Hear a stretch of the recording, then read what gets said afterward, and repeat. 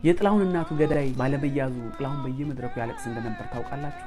ጤና ይስጥልን እንደምናችሁ ጠይም ብሮች ነን። ህዳር 12 1962 ዓመተ ምህረት ኢትዮጵያ ውስጥ እዚሁ አዲስ አበባ ስለተከሰተ አስገራሚ አሳዛኝ ነገር ልነግራችሁ ነው። ነገሩን አስገራሚና አሳዛኝ የሚያደርገው የአንድ እውቅ ሙዚቀኛ በተለይም የ50 60ዎቹ የ70 80ዎቹ እያለ ላለፉት 50 እና 60 ዓመታት በኢትዮጵያ ሙዚቃ ውስጥ ሌጀንድ ስለነበረው ጥላሁን ገሰሰ እናት ነው መናወራው። በዚች ወር በዚች ዕለት በህዳር 12 ችግር ያጋጥማቸዋል። ያ ችግር ምንድነው? እንግዲህ የጥላሁን እናት እንደምታውቁት በጠጅ ንግድ ተሰማርተው በተለይ ወደ አዲስ አበባ ከመጡ በኋላ ይኖሩ እንደነበረ ይነገራል። እዛው ጨርቆስ አካባቢ ማለት ነው። እናም በዛ ባብሮ በማሳለፍ ሂደት ውስጥ ያልወደደ አንድ ሰው ክንፈ የሚሰኝ ጮኛ ነው ምን ያደርጋል?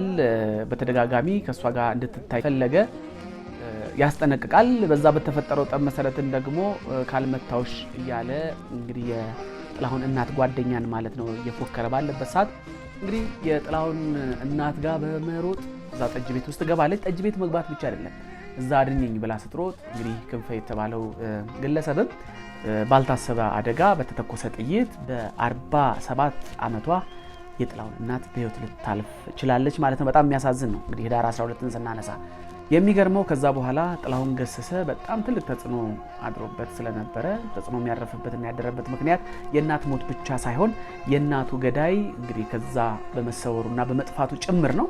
እና በጣም የሚገርማችሁ ለብዙ ዓመታት ሊገኝ ባለመቻሉ ጥላሁን ወደ መድረክ በወጣ ቁጥር ሁል ጊዜ እንደምታስታውሱት እየዘፈነ ያለቅስ ነበር። በተለይ መሳቁን ይስቃል፣ ጥርሴ መቻረፈ፣ ልቤ ነው እጅጉን በጣም ያኮረፈ በማለት እጅግ በጣም አዝኖ በየመድረኩ ይጫወት እንደነበር የሚታወቅ ነው።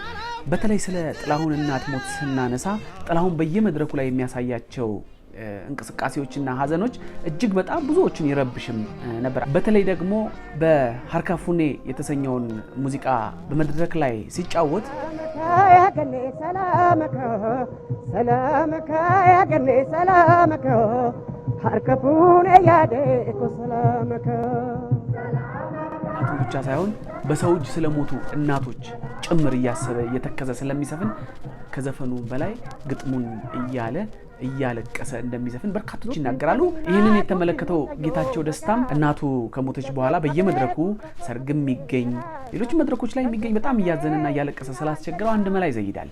እንግዲህ ያው ጌታቸው ደስታ የልጅነት አብሮ አደግ ጓደኛውም ጭምር እንደሆነ ባለፈው በነበረ ቪዲዮ ላይ ነግሬያቸዋለሁ። በኋላም ላይ ምን ዘዴ ይዘይዳሉ? ወደ ቁልቢ ገብርኤል ሄደው ስለት እንዲገቡና ከዛ በኋላ ግን ሀዘንና ለቅሶን እንዲያቆም በማሰብ ማለት ነው። ጥላሁንም በዚህ ሐሳብ ይስማማና እንግዲህ ገዳዩን ለእግዚአብሔር አደራ ለመስጠት ተነስተው በባቡር ወደ ቁልቢ ገብርኤል ከተፍ ይደልሏቸዋል። እንግዲህ ቁልቢ ከመጡ በኋላም ደግሞ ሌላ አንድ አስገራሚ ነገር እንደተከሰተ በህይወት እያለ ነፍሱን ይማረውና ጋሽ ደበበ አንድ ነገር ተናግረው ነበረ። የሚገርማችሁ መጀመሪያ ድሬዳዋ ከደረሱ በኋላ ከድሬዳዋ ወደ ቁልቢ ገብርኤል ለመሄድ በአሸዋ ሜዳ አካባቢ ነበር የሚሄዱትና መንግስት የፈቀደላቸው መሳሪያ ስለነበረ ያን መሳሪያ ታጥቆ መሄድ ይከብዳቸዋል እና መሐመድ የሚባል ሰው አንድ ሰው ያገኙና ይነግሩታል። እሱ መሳሪያውን ተሸክሞላቸው እንዲሄዱ እነሱ ደግሞ በእግር ተከትለውት ወደ ቁልቢ ለመጓዝ ይስማሙና ይከፍሉትና ጉዞ ያደርጋሉ። እንግዲህ ወደ ቁልቢ እየተጓዙ ባለበት ሰዓት ላይ መሐመድ በጣም ፈጣን ስለነበር መሳሪያቸውን እንደያዘ ይጠፋል፣ ይሰወርባቸዋል። በኋላ ላይ እነሱ ረስተውት ቁልቢ ገብርኤል ከደረሱ በኋላ ለሰዎች ማረፊያ ተብሎ የአካባቢ ህዝብ ያዘጋጀው ድንኳን ነበርና እዛ ውስጥ ቁጭ ብለው በነበረበት ሰዓት ድንገት ጌታቸው ትዝ ይላል። ያን መሳሪያ የታደግ ነው መሐመድ ልጁ ወዴት አለ ብለው ይጠይቃሉ። እንግዲህ ልጁን ስላጡት እዛው አካባቢ በጊዜያዊ ለተቋቋመው ፖሊስ ለማሳወቅ ጌታቸው ይነሳና ወደ ፖሊሶች ሲሄድ ለካ ያው የድሬዳዋ ሰው ታማኝ አይደል፣ መሐመድ ሄዶ ለፖሊሶች ያንን መሳሪያ እያስረከበ እያለ ድንገት ጌታቸውም ይደርሳል። ጠፍቷቸው እነሱ ወደ ኋላ ቀርቶበት እንደሆነ ለፖሊስ እያሳወቀ ነበር። ጌታቸውም እንግዲህ ያና መስግነው መሳሪያቸውን እንደተረከቡ ይነገራል። ከቁልቢ ስርዓቱን አጠናቀው ሲመለሱ ጋሽ ደበበ እሸቱ ባለቤት ወይዘሮ አልማዝ ደደር የሚባለው አካባቢ ላይ ቤተሰቦቻቸው ግብዣ አዘጋጅተውላቸው ስለነበረ አብረው ይጓዛሉ። የሚገርማቸው ወደዛ ሲጓዙ ምን ቢገጥማቸው ጥሩ ነው? በፔጆ ታክሲ ውስጥ እየተጓዙ ያለ አነዳዱ ደግሞ በጣም ያስፈራ ነበርና ጌታቸው ደስታ አነዳዱ ስላላማረው ከፊት ተቀምጠው ስለነበር እባክህን ቀስ ብለን ነዳ ይለዋል። እየነዳው አይደል እንደ የሚል ምላሽ ይሰጣል። ጥላሁን ገሰሰን ታውቀዋለህ ይለዋል። አቦቷ ጥላሁንና ኢትዮጵያን የማያውቃለ እንዴ ያለ።